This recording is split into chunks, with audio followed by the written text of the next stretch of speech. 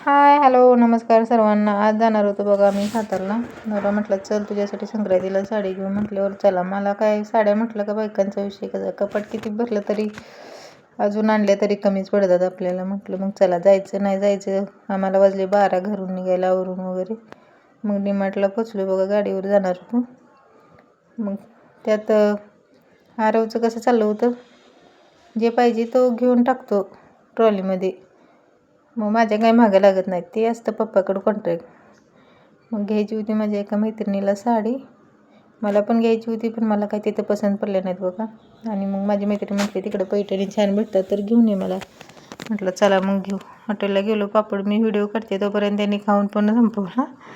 आणि आणूसाठी आणली होती पॅन्ट, तर कशी करत होती, ट्राय करत होती घरी आल्यावर.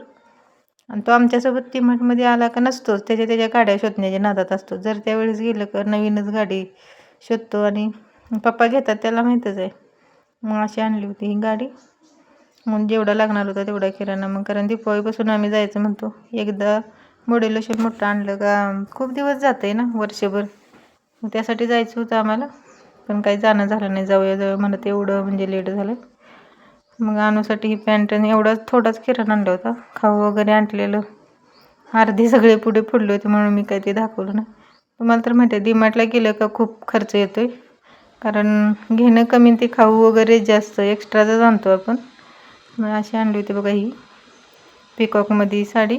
कशी वाटते मला कमेंट करून सांगा. माझ्यासाठी काही आणली नाही, माझ्या मैत्रिणीसाठी. मग मी तीच घालणार आहे संक्रांतीसाठी पिको फॉल करून. ब्लाऊज माझ्याकडे आहे ह्याच्यावरचं मॅचिंग, कारण माझ्याकडे दुसरी पैठणी आहे. मग कशी वाटते सांगा. व्हिडिओ कसा वाटला कमेंट करून सांगा. बाय.